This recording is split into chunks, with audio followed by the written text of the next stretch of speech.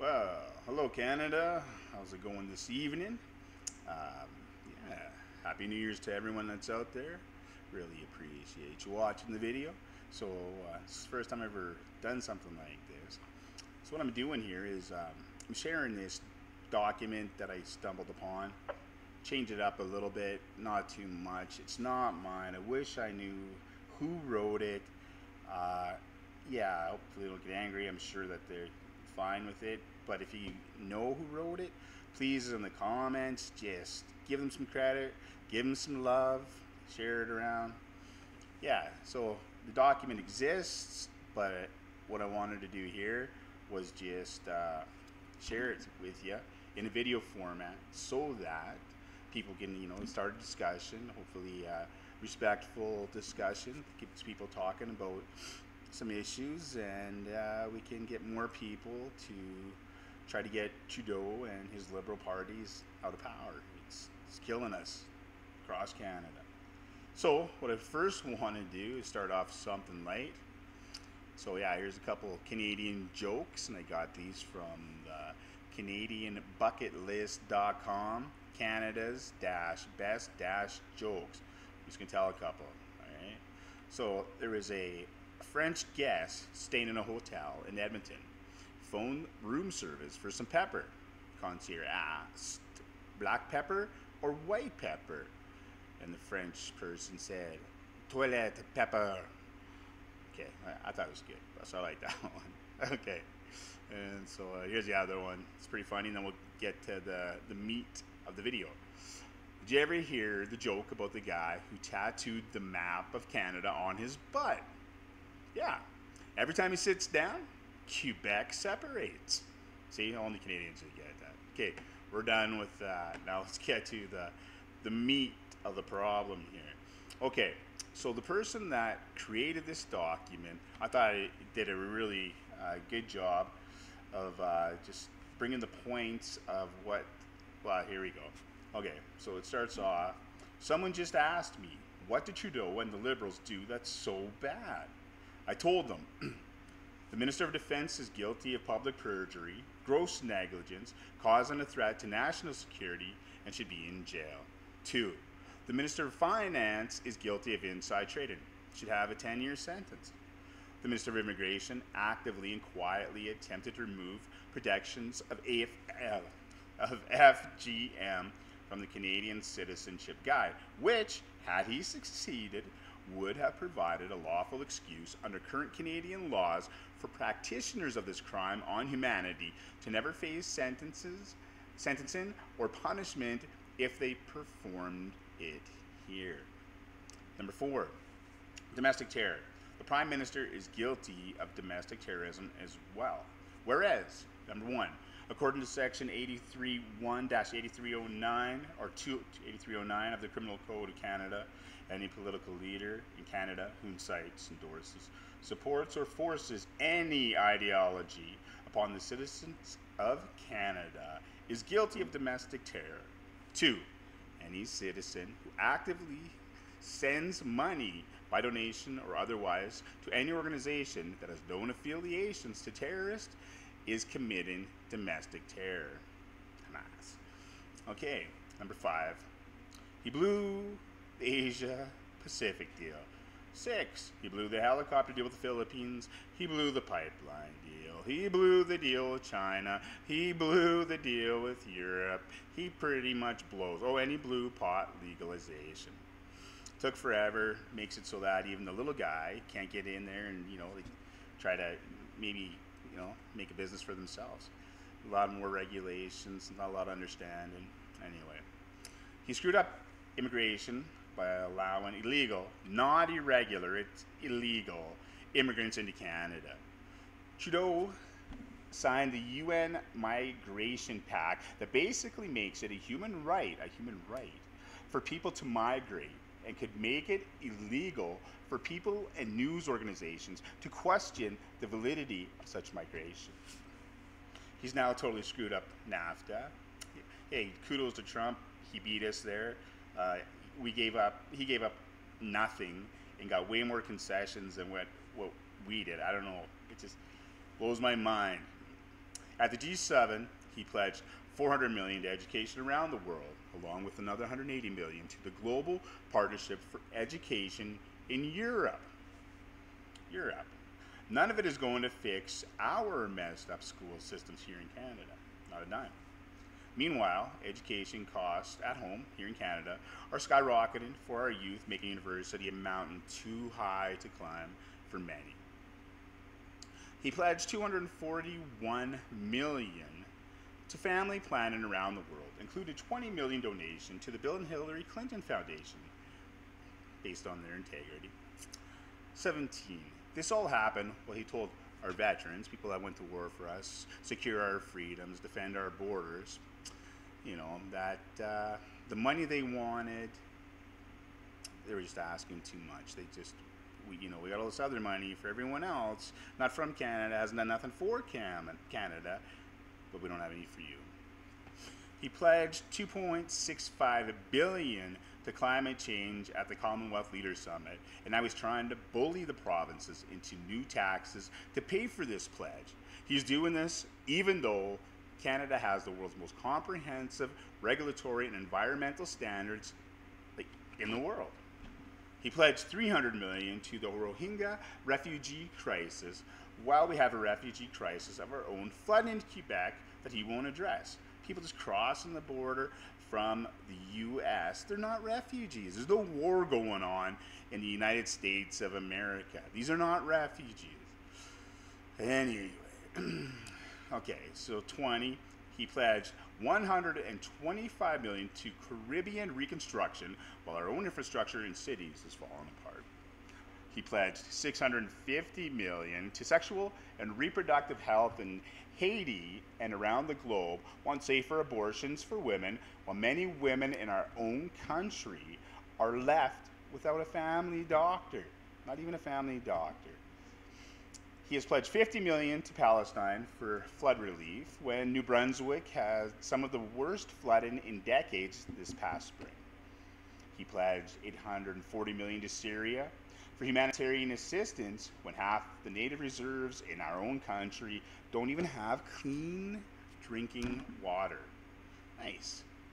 And I'm just throw this one in, it's not on the list, but he also gave $600 million in an election year to news outlets. Like, how is that legal? How can you even do? I don't understand that. $600 million. That should be right there, like a conflict of interest. You know, ethics commissioner should be all over that again. Doesn't make any sense. Okay, he pledged $840 million to Syria for humanitarian assistance. I already read that. I apologize. Number 24, he gave $10.5 million to a convicted terrorist in a backroom deal that has led to another $30.8 million paid out for 3 other fellas who say they were wrongfully detained. Just recently, he spent $4.5 billion on a pipeline, and now the courts have ruled it shut down. It's not a good investment for Canada. Replaces Canada's old F-18 fighter jets with Australia's old F-18s, and even the Australians don't understand why he would do this. He waves to an empty tarmac when boarding the government plane. No one wants to be there talking to him. Thinks we should thank Muslim refugees for moving to Canada instead of them being thankful to move to our beautiful country. His love of all things Castro and all things Red China imposes tough regulations and taxes on oil from Alberta, Saskatchewan, BC, and Newfoundland, but not oil from Saudi Arabia. How does that make sense? Every new project has to undergo strict environmental assessments, except cement plants in Quebec. And Quebec is allowed to dump raw sewage into their rivers while waving their finger at Alberta's dirty oil. We don't want it. We want the equalization payments and give us money for it. We're not going to develop our own oil and gas resources, but the money you're making should be ours. But yeah, no, just don't give it to us. We'll take the, the unhumanitarian Saudi Arabians. It's good. What a piss off. All right. says that a proposed pipeline must consider the intersection of sex and gender with other identity factors. Like, what is he talking about? Like, what is he talking about? I don't get it. Look, he's like, there's a male pipe and a female pipe, but maybe he heard something once. I don't know. That it doesn't make any sense. Like, throw it out. Thinks older Canadians, like established, older generation Canadians, should be replaced. Chases foreign companies and their investment capital out of the country like they have the plague. Chases a World War I soldiers out of our national anthem, lest we forget. Brings in tens of thousands of unemployable refugees, then offers Canadian companies tax breaks to hire them. I don't understand that. Tweets out a welcome to tens of thousands more fake refugees from the U.S. and gets the RCMP to be their bellhops, with the cost associated with these youth refugees now sitting at approximately $1.1 billion. And that's not counting the provincial costs. That's strictly federal, not provincial. All his fake refugees get better health care. I'm not talking about the Syrian refugees, the fake ones, the ones coming from the war-torn United States. Like, I'm pretty, like, that war, north-south, done. There's no refugees coming from the U.S. I don't get it. Yeah, 1 point, yeah, okay. Healthcare than Canadians do, while they put a strain on all our public services and contribute very little. Continually uses identity politics, then complains about identity politics. Oh yeah, forgot Alberta was a province. Called small business owners tax cheats, while he sucks at the teat of a family tax fund. Taxes cow farts. If someone asks questions about money spent on illegal immigrants, he calls the person asking the question an intolerant racist. Why not? We have an equalization program, but he gives half of it to one province, Quebec, even though that province refuses to develop their own oil and gas resources, which we did mention. The natural resources they do produce, hydroelectricity, good on them, is not counted in the equalization formula. Just so you know, they had a $3 billion surplus this year and get an additional $1.4 billion added to their already $10 billion in transfer payments for next year. He says diversity is our greatest strength, while his divisiveness tears us apart. Screws up our trade relations with our most important trade partner, the United States, because he failed to stop Chinese steel from flowing through from Canada to the States. And he won't give up supply management, which hurts Canadians' consumers. Spent $8 million for a skating rink. I don't know how many communities around Canada could use an upgrade to their existing facilities or even new ones, and that could have paid like what, for 20? I don't even know. I'm guessing here, but there's no way $8 million for a skating rink. And then he pledges $4.5 billion to Kinder Morgan for 65-year-old pipeline. I know I mentioned this, gotta say it again. It's worth a third of that. Like, we needed the line and get on getting it, but don't overpay. Like, what are you doing? Billions added to the national debt.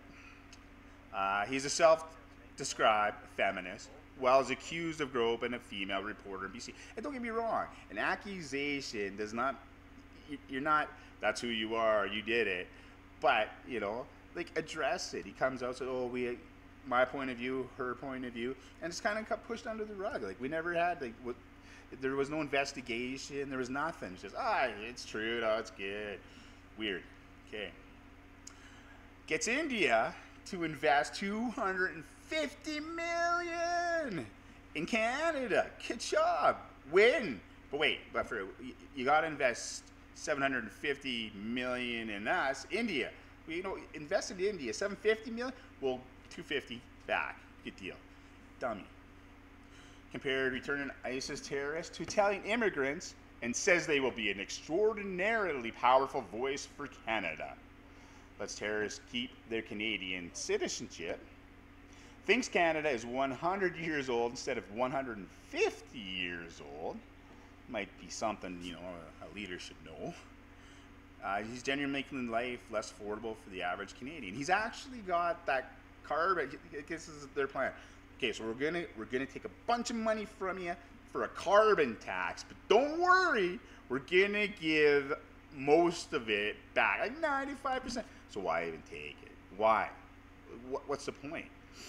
Oh, well, and then we're gonna give breaks to big companies on the carbon tax, but not you little guys. And then on top of that, all the carbon tax, we're gonna charge GST on us. We're gonna tax the tax. Yay! Psh, dummy. Yeah, okay.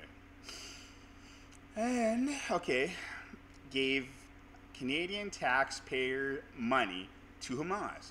Like he knows. We know from our own investigative bodies, like where this money goes when we give it to certain charitable organizations. So he takes this money, or they take this money and they give it to Hamas. We know this happens, but we still give them the money. That's terrorism. Like, you can't do that. All right. Still gives foreign aid to China. Why is Canada giving money to China? Why? There's no way. China is like the biggest growing economy. It's like second in the world, and they're catching up to the U.S. quickly. Okay, increasing the number of personal pronouns to 50, and then saying you gotta use these pronouns. Like, there's a thing that's called the freedom of speech, and we need that. We have to be able to question anything. Be respectful, do it in a decent manner. I understand that. That's fine, but to say we have to call a person Z or Zim, no, I'm not doing it. No one should have to do it. If you want to do it, that's your right. But if you don't want to, that's your right. You don't have to. The government should not be regulation what words we can and cannot use. It's dumb. Okay, 59. Okay, outrage over fake racist attacks, but says nothing about real terrorist attacks. Spent a little over $1.5 million on the trip to India. We all know that was a terrible trip. It was well documented that a lot of mistakes. It didn't do anything but worsen our ties with India. And then he played a chef, 17,000, Vikram Vish, a chef of Vancouver, to prepare a meal for a meeting in New Delhi.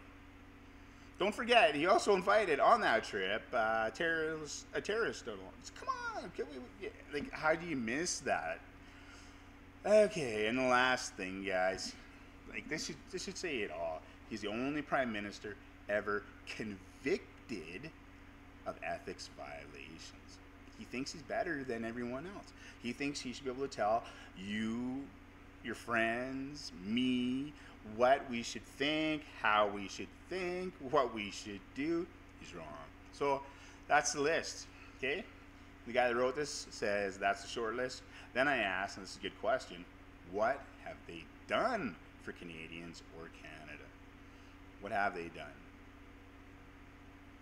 Nothing good. Country is divided. People are attacking each other verbally. There's nothing good happen. There's talk of separatism in the West.